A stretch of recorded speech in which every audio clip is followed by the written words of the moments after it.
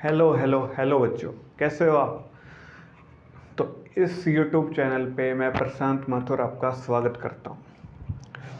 तो आज हम करेंगे ओम्स लॉ। बेसिकली इससे पहले हम दो वीडियो कर चुके हैं इलेक्ट्रिसिटी पे, पहली इलेक्ट्रिक करंट और दूसरी इलेक्ट्रिक पोटेंशियल, और ये तीसरी वीडियो है ओम्स लॉ पे।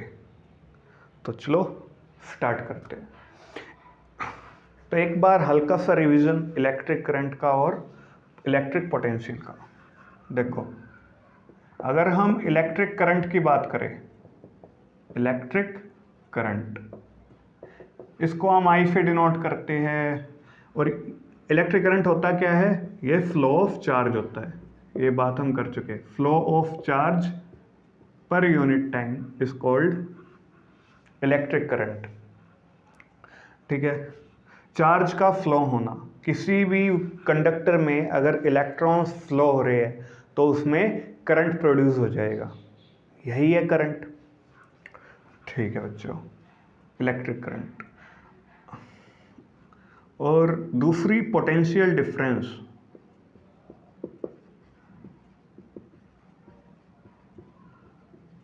पोटेंशियल डिफरेंस बेसिकली इस पोटेंशियल डिफरेंस को हम V से डिनोट करते हैं। और ये होता क्या है, जैसे कोई भी ये वायर है मेरे पास, या ये दो पॉइंट है मेरे पास, एक पॉइंट A और एक पॉइंट B पॉइंट। ठीक है, तो मुझे किसी भी यूनिट चार्ज को, यूनिट चार्ज क्या होता है, जिसका मैग्नीट्यूड 1 हो उसे हम यूनिट चार्ज कहते हैं। तो किसी भी यूनिट चार्ज को, कोई भी यूनिट चार्ज है उसको इस B तक ले जाने में मुझे कितना काम करना पड़ेगा, इस B पॉइंट तक ले जाने में। That is potential difference between these two points. तो पोटेंशियल डिफरेंस क्या है, एक पॉइंट से दूसरे पॉइंट तक एक यूनिट चार्ज को ले जाने में कितना काम करना पड़ा, ये है हमारा पोटेंशियल डिफरेंस। ठीक है, और इसका फॉर्मूला क्या था, करंट का फॉर्मूला क्या था हमारा, ये था चार्ज अपॉन टाइम। यहां से हमने देखा चार्ज अपॉन टाइम, इनकी यूनिट्स भी निकाली। चार्ज की कूलम्ब होती है यूनिट, टाइम की सेकंड होती है, और कूलम्ब पर सेकंड को हम क्या कहते हैं, एम्पियर। ठीक है बच्चों, V का पोटेंशियल डिफरेंस का फॉर्मूला क्या था, work done per unit charge. Charge को एक पॉइंट से दूसरे पॉइंट तक ले जाने में कितना काम करना पड़ा। तो पोटेंशियल डिफरेंस क्या हो गया, work done per unit charge. Work done की SI यूनिट क्या होती है, जूल, और चार्ज की कूलम्ब। तो पोटेंशियल डिफरेंस आ गया जूल पर कूलम्ब, और इसी जूल पर कूलम्ब को हमने एक नया नाम दिया था विच इज वोल्ट। करंट की SI यूनिट होती है एम्पियर, और पोटेंशियल डिफरेंस की SI यूनिट होती है वोल्ट। ठीक है, तो इतना आपको क्लियर होगा। क्लियर नहीं है तो एक बार जाकर वीडियो जरूर देखना।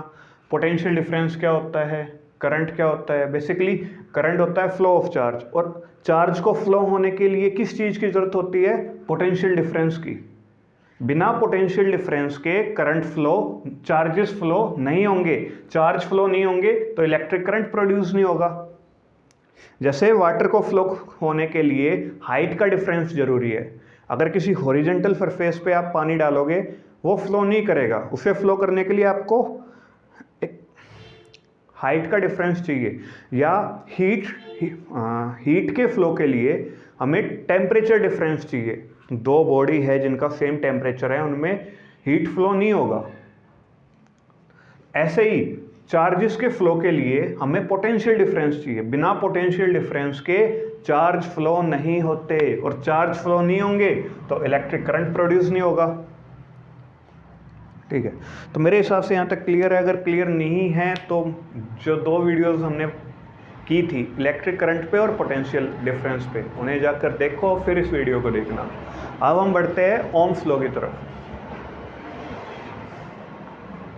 ओम्स लॉ, ये बात है 1827 की, जब एक जर्मन साइंटिस्ट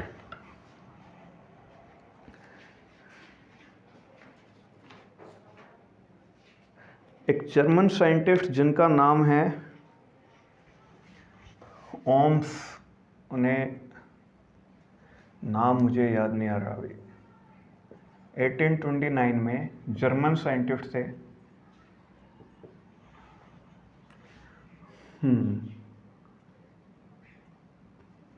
जॉर्ज साइमन ओम, हाँ बिल्कुल। तो 1829 में एक साइंटिस्ट थे जॉर्ज साइमन ओम। इन्होंने पोटेंशियल डिफरेंस और इलेक्ट्रिक करंट के बीच में एक रिलेशन दिया कि आखिर ये एक दूसरे से कैसे रिलेटेड है। क्या ये एक दूसरे से, कि अगर मैं पोटेंशियल डिफरेंस को बढ़ाऊं तो इलेक्ट्रिक करंट का क्या होगा, क्या वो घटेगा बढ़ेगा, या मैं देखो पहले ओम्स, इन्होंने जो डेफिनेशन दी पहले वो देखो, इन्होंने क्या कहा, इन्होंने जो बताया उसी को कहते हैं हम ओम्स लॉ। ओम्स लॉ, ये इन्हीं के नाम पे इस लॉ का नाम है। तो ओम्स लॉ क्या कहता है, the electric current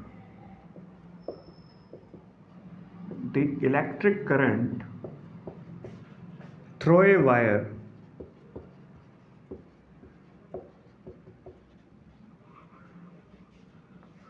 flowing through a wire is directly proportional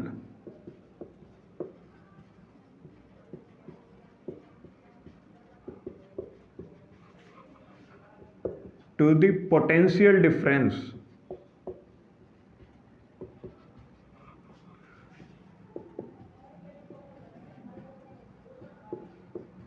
between two terminals। देखो इस डेफिनेशन को समझो, ये क्या कह रहे हैं। जो किसी भी वायर में जो इलेक्ट्रिक करंट फ्लो कर रहा है वो डायरेक्टली प्रोपोर्शनल होगा किसके, पोटेंशियल डिफरेंस के। उस वायर में जितना पोटेंशियल डिफरेंस है, उस वायर के टर्मिनल के बीच में जितना पोटेंशियल डिफरेंस है, उसके डायरेक्टली प्रोपोर्शनल होगा करंट। बेसिकली ये एक वायर है, इसका एक एंड ये हो गया, एक टर्मिनल ये हो गया, दूसरा टर्मिनल ये है, दो टर्मिनल है। तो इन दो टर्मिनल के बीच में जो पोटेंशियल डिफरेंस होगा कैसे निकालते हैं, इस पॉइंट से चार्ज, एक यूनिट चार्ज को इस पॉइंट तक लाने में जितना काम करना पड़ेगा वो पोटेंशियल डिफरेंस है। तो जो इस वायर के टर्मिनल्स के बीच में जो पोटेंशियल होगा, जिसको हम V से डिनोट कर रहे हैं, potential difference between these two terminals is directly proportional to the current flowing through this wire। जो पोटेंशियल डिफरेंस है इन दो टर्मिनल के बीच का, वो डायरेक्टली प्रोपोर्शनल होगा इस वायर में जो करंट फ्लो कर रहा है उसके। और करंट को हम I से डिनोट करते हैं, ठीक है। बेसिकली डायरेक्टली प्रोपोर्शनल वर्ड का मतलब क्या होता है, मैंने इसके ऊपर पूरी सेपरेट वीडियो बनाई है कि डायरेक्टली प्रोपोर्शनल, इन्वर्सली प्रोपोर्शनल, इनमें क्या फ़र्क होता है, ये होते क्या है, तो उसे ज़रूर देखना। तो अभी समझो, V is directly proportional to I means अगर मैं पोटेंशियल डिफरेंस को बढ़ाऊंगा, मैंने पोटेंशियल डिफरेंस को अगर बढ़ाया तो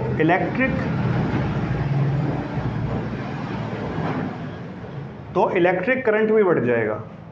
वहीं दूसरी तरफ अगर मैं पोटेंशियल डिफरेंस को घटाऊंगा तो इलेक्ट्रिक करंट भी घट जाएगा। जब किसी एक चीज़ को बढ़ाने पे दूसरी चीज़ बढ़ जाए और जब एक को घटाने पे दूसरी भी घट जाए तो उनको कहते हैं ये आपस में डायरेक्टली प्रोपोर्शनल है, कि अगर मैं इनमें से किसी एक को बढ़ाऊंगा ना तो दूसरी अपने आप बढ़ जाएगी। जैसे पोटेंशियल डिफरेंस और करंट डायरेक्टली प्रोपोर्शनल है, अगर मैंने पोटेंशियल डिफरेंस बढ़ाया तो करंट भी बढ़ जाएगा, और अगर मैंने करंट बढ़ाया तो पोटेंशियल डिफरेंस भी बढ़ जाएगा। तो ये एक दूसरे के डायरेक्टली प्रोपोर्शनल है। ये इनकी थ्योरी थी, यही ओम्स लॉ है, क्या, V is directly proportional to I। ठीक है, इतना क्लियर है? तो चलो आगे बढ़ो। अब इस डायरेक्टली प्रोपोर्शनल के साइन को हटाने के लिए हम एक कांस्टेंट लेकर आते हैं। पता है इस कांस्टेंट क्या होता है? वो टर्म जिसकी वैल्यू फिक्स हो, ठीक है। तो v इज इक्वल टू, हाँ, डायरेक्टली प्रोपोर्शनल के साइन को हटाने के लिए कांस्टेंट लाए हम आर आई। अब ये आर क्या है बच्चों? v का पता है पोटेंशियल डिफरेंस, i का पता है इलेक्ट्रिक करंट, r है हमारा रेसिस्टेंस। क्या है? रेसिस्टेंस। और ये कांस्टेंट है, एक सेकेंड, r हमारा एक कांस्टेंट है जिसका नाम हमने दिया रेसिस्टेंस। रेसिस्टेंस क्या होता है, कैसे आया है यहाँ, इस पे बात करेंगे अभी पहले देखो। तो V is equal to R I, ये फॉर्मूला है ओम्स लॉ का, ठीक है। अभी इससे पहले एक बात और करनी है आपसे, ओम्स लॉ के ग्राफ के बारे में, उसके बाद हम रेसिस्टेंस पे आगे बढ़ेंगे, ठीक है। ओम्स लॉ का ग्राफ, अगर कोई भी दो चीज आपस में डायरेक्टली प्रोपोर्शनल है तो उनके बीच में ग्राफ कैसे बनता है? एक स्ट्रेट लाइन बनती है। और इन्वर्सली प्रोपोर्शनल है, चलो उनके बाद में करेंगे, पहले इसको देखो। यहाँ पे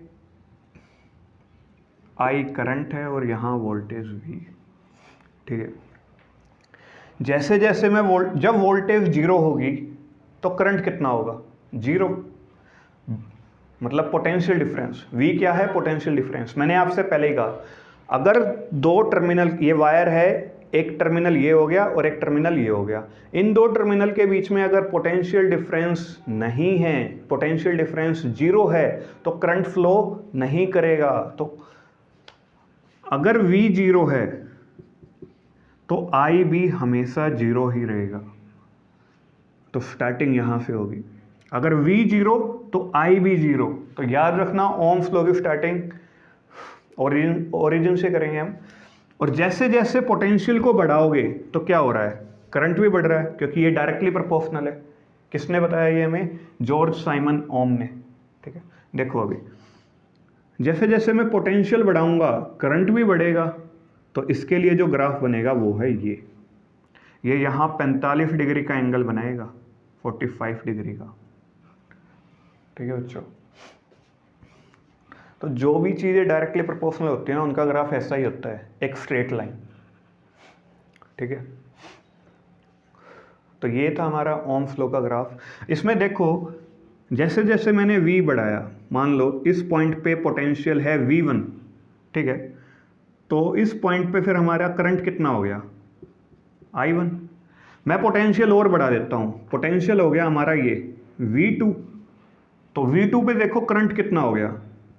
V2 पे करंट आया I2, ठीक है। तो देखो हमने पोटेंशियल बढ़ाई, V1 से V2 लेकर गए, ठीक है, करंट भी बढ़ गया, करंट I1 से I2 हो गया।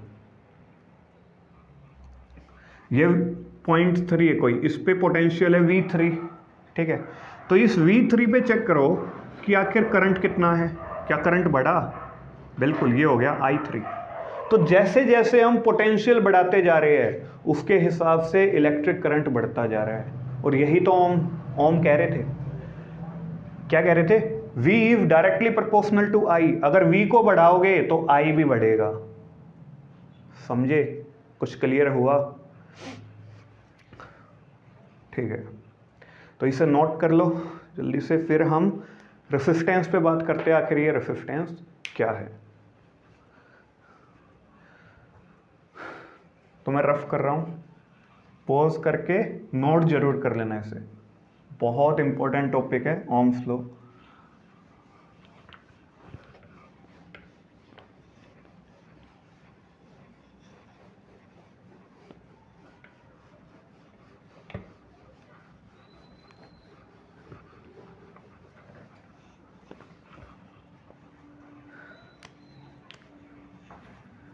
तो बेसिकली अभी तक हमने पढ़ा V is directly proportional to I, ये ओम लॉ है।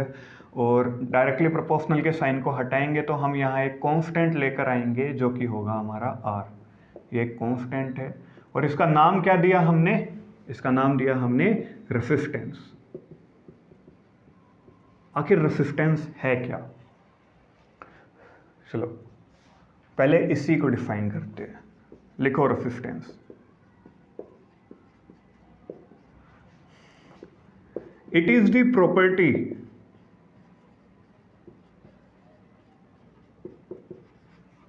property of conductor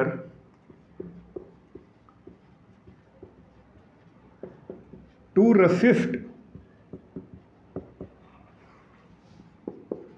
the flow of charge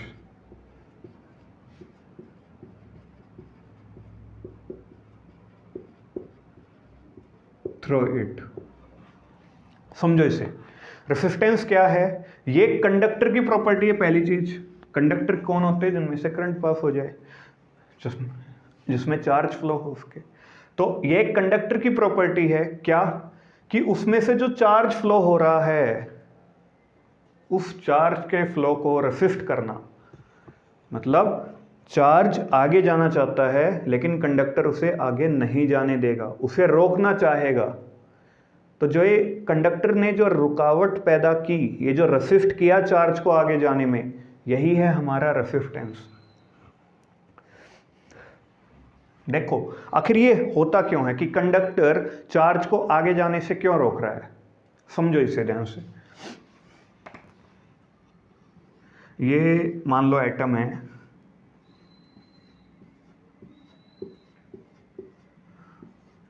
किसी भी कंडक्टर के ये एटम्स है, इन एटम्स में न्यूक्लियस है, और कंडक्टर के पास हमें पता है क्या होते हैं? Free electron. अगर फ्री इलेक्ट्रॉन नहीं होंगे तो चार्ज मूव ही नहीं करेगा। इनके पास है फ्री इलेक्ट्रॉन, तो इस एटम का फ्री इलेक्ट्रॉन निकलकर भागा इस तरफ। मान लो इलेक्ट्रॉन की फ्लो ऑफ डायरेक्शन क्या है? इस तरफ।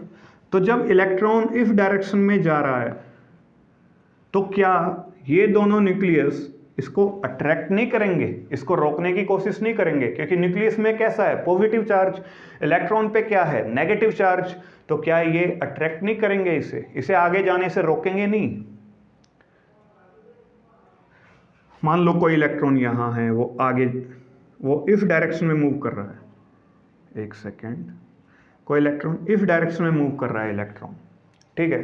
तो जो ये इसके आसपास के न्यूक्लियस है, ये वाले, क्या ये इसे अपनी तरफ अट्रैक्ट नहीं करेंगे? ये इसे आगे जाने से रोकेंगे, और इसी रुकावट को हम कहते हैं रेसिस्टेंस। तो किसी भी कंडक्टर में जब इलेक्ट्रॉन फ्लो कर रहे हैं तो उस कंडक्टर के जो एटम है, उस एटम में जो न्यूक्लियस है, वो न्यूक्लियस उस इलेक्ट्रॉन को आगे बढ़ने से रोक रहा है, और इसी रुकावट को हमने क्या कहा? रेसिस्टेंस। शायद समझ गए होंगे। ठीक है, तो रेसिस्टेंस के ऊपर नेक्स्ट वीडियो है, इसमें हम पढ़ेंगे रेसिस्टेंस क्या है। ये तो बता दिया मैंने। रेसिस्टेंस किन किन फैक्टर पे डिपेंड करता है? टेम्परेचर पे कैसे डिपेंड करता है, एरिया ऑफ क्रॉस सेक्शन पे कैसे डिपेंड करता है, ये सब बातें अगली वीडियो में। अभी हम ओम्स लॉ पे वापस आते हैं, ठीक है। तो रेसिस्टेंस समझ आ गया होगा। अब समझो V = RI, इससे क्या आ रहा है देखना। V = RI। अगर मैं इस I को यहाँ ले आऊँ, यहाँ मल्टीप्लाई में, इधर आएगा डिवाइड में। V/I = R। R क्या है? R क्या है? ये कांस्टेंट है। तो मैं कह सकता हूँ V/I इज कांस्टेंट। देखना, क्या मैं यहां से कह सकता हूं V/I = कांस्टेंट? ये कांस्टेंट ही तो है, R कांस्टेंट ही तो है। तो मैंने कहा V/I = कांस्टेंट। लेकिन ये बात कब है? ये जो ओम्स लॉ है ये वैलिड कब है? जब तुम टेम्परेचर सेम रखोगे। अगर टेम्परेचर सेम होगा तभी ओम्स लॉ वैलिड है। इसे नोट कर लेना, जरूर लिख लेना नोट में। Ohm's law is valid only if temperature is constant. तो V/I = कांस्टेंट। ये बात यहां तक समझ आई क्या? I को मैं इधर लिया है, V/I = R। R क्या है? कांस्टेंट। तो V/I क्या हो गया? कांस्टेंट।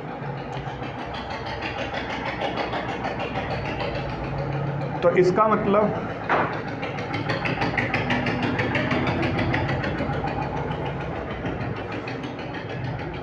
तो देखो V अपॉन आई का V upon I is equal to constant, इसका मतलब है कि तुम वोल्टेज बढ़ाओगे उसके हिसाब से करंट भी बढ़ जाएगा। वोल्टेज बढ़ेगी तो करंट बढ़ेगा ऑब्वियसली, लेकिन आंसर तब भी सेम रहेगा। क्या कह रहा हूँ मैं, अगर तुमने वोल्टेज मान लो वोल्टेज दी 2 वोल्ट की, तुम्हारा पोटेंशियल डिफरेंस है 2 वोल्ट, ठीक है, जिसकी वजह से करंट प्रोड्यूस हुआ 0.5 एम्पियर, ठीक है। अब इन दोनों को अगर मैं डिवाइड करूं, V अपॉन आई अगर मैं यहां से निकालूं तो कितना आएगा, 4 आएगा ऑब्वियसली, ठीक है। अगर मैं पोटेंशियल को 4 कर दूं, 4 वोल्ट, ठीक है, अगर मैं पोटेंशियल डिफरेंस 4 वोल्ट कर दूं और करंट को मैं अगर, तो करंट कितना हो जाएगा 1 एम्पियर का। अब इन्हें डिवाइड करो, V अपॉन आई अब क्या आया, अब भी 4 ही है, भी 4 है। मैं वोल्टेज को अब कर रहा हूं मैं 6 वोल्ट, ठीक है, तो उसके हिसाब से करंट फिर बढ़ जाएगा, क्योंकि वोल्टेज बढ़ाएंगे तो करंट भी बढ़ेगा। अब कितना हो जाएगा 1.5 वोल्ट, ओ सॉरी 1.5 एम्पियर, करंट की यूनिट एम्पियर है।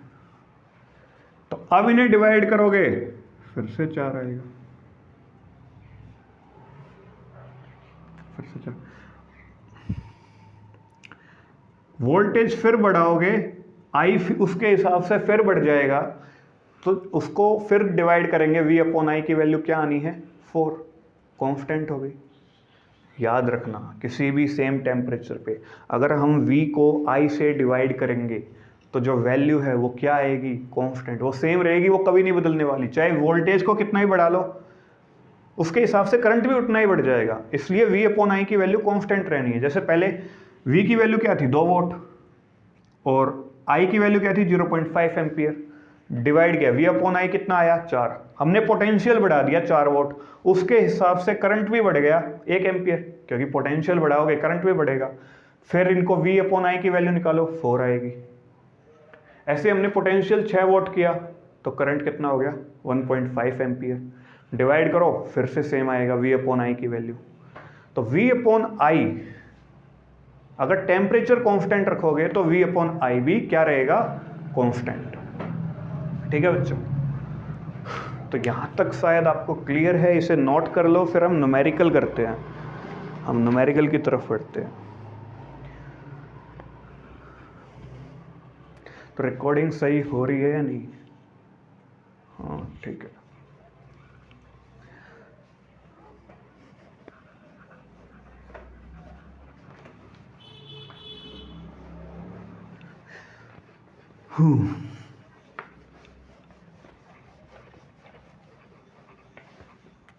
तो न्यूमेरिकल देखो बच्चों, एक इलेक्ट्रिक बल्ब है, एक इलेक्ट्रिक बल्ब है, उसको हमने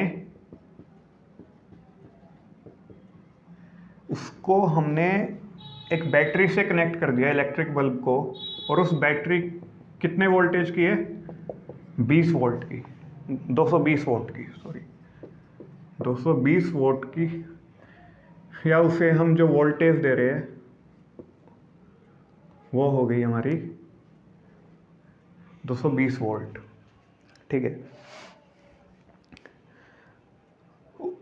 जो उसमें रेसिस्टेंस है, इस इलेक्ट्रिक बल्ब का जो रेसिस्टेंस है वो है 1200 ओम। हाँ, हम ये भूल गए रेसिस्टेंस पे, रेसिस्टेंस की SI यूनिट क्या होती है, SI यूनिट इसकी ओम होती है, ठीक है, ये बात मैं बताना भूल गया, ठीक है। तो V है 220 वोल्ट, रेसिस्टेंस है 1200 ओम, ठीक है। तो इन्होंने पूछा इसमें करंट कितना फ्लो होगा, करंट, तो V is equal to I R से हम I का फॉर्मूला निकाल सकते हैं, V अपॉन आर। V कितना है 220 वोल्ट और R कितना है 1200 ओम, ठीक है। तो इसको अगर हम डिवाइड करेंगे तो ये आएगा 0.8 एम्पियर, ठीक है। कैलकुलेट करके देख लेना, ये आएगा 0.8 एम्पियर। तो नॉर्मल सा सवाल था। अगला सवाल देखो,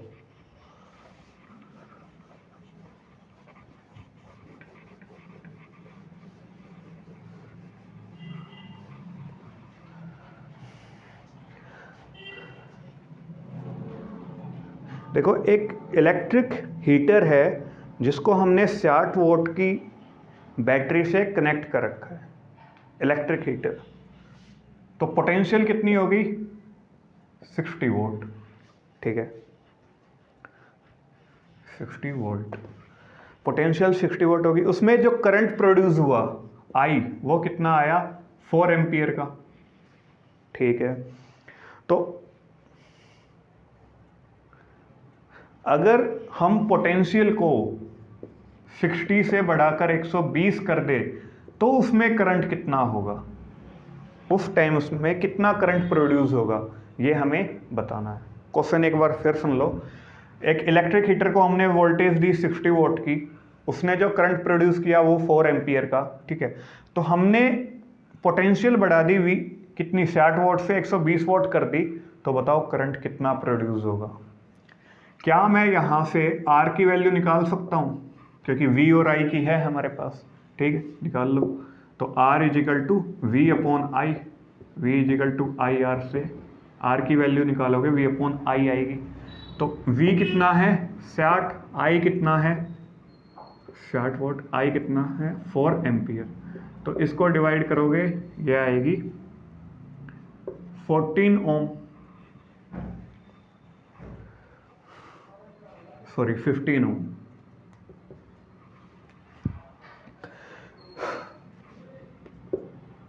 तो रेसिस्टेंस आ गया अपना 15 ओम।